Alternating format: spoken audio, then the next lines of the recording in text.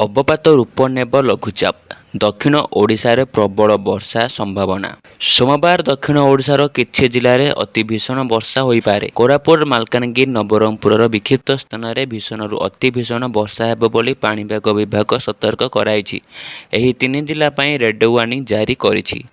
ପଶ୍ଚିମ କେନ୍ଦ୍ରୀୟ ପାର୍ଶ୍ୱବର୍ତ୍ତୀ ଉତ୍ତର ପଶ୍ଚିମ ବଙ୍ଗୋପସାଗର ଓ ଏହାକୁ ଲାଗିଥିବା ଉତ୍ତର ଆନ୍ଧ୍ରପ୍ରଦେଶ ଓ ଦକ୍ଷିଣ ଓଡ଼ିଶା ଉପକୂଳରେ ଥିବା ସମୁଦ୍ର ଉପରେ ଥିବା ଘୂର୍ଣ୍ଣବଳୟ ରବିବାର ଅପରାହ୍ନରେ ଲଘୁଚାପରେ ପରିଣତ ହୋଇଛି। ଏହା ପଶ୍ଚିମ ଉତ୍ତର ପଶ୍ଚିମ ଦିଗରେ ଗତି କରି 24 ଘଣ୍ଟାରେ ଅବପାତରେ ପରିଣତ ହେବ।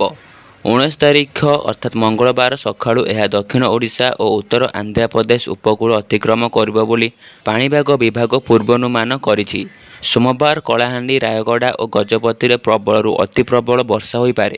ଗଞ୍ଜାମ, କନ୍ଧମାଳ, ବୌଦ୍ଧ, ସୋନପୁର, ବଲାଙ୍ଗୀର, ନୂଆପଡ଼ା ଓ ନବରଙ୍ଗପୁରରେ ପ୍ରବଳ ବର୍ଷା ସମ୍ଭାବନା ଅଛି। ଉପକୂଳ ଓଡ଼ିଶା ଓ ଆଭ୍ୟନ୍ତରୀଣ ଓଡ଼ିଶାର ବହୁ ସ୍ଥାନରେ ଘଡ଼ଘଡ଼ି ସହ ବର୍ଷା ହୋଇପାରେ ବୋଲି ଆକଳନ କରାଯାଇଛି। ମଙ୍ଗଳବାର କୋରାପୁଟ, ମାଲକାନଗିରି, ନବରଙ୍ଗପୁର, କଳାହାଣ୍ଡି, ନୂଆପଡ଼ା ଓ ବଲାଙ୍ଗୀରରେ ପ୍ରବଳ ବର୍ଷା ସମ୍ଭାବନା ଅଛି। ରବିବାର ରାଜ୍ୟର ବିକ୍ଷିପ୍ତ ଅଞ୍ଚଳରେ ବର୍ଷା ହୋଇଛି।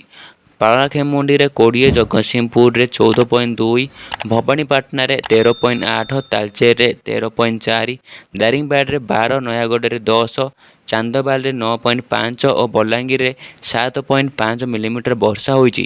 ଆପଣଙ୍କ ଜିଲ୍ଲାରେ ପାଣିପାଗର ଅବସ୍ଥା କିଭଳି ଅଛି ତାହା ଆମ କମେଣ୍ଟ ମାଧ୍ୟମରେ ଜଣାନ୍ତୁ।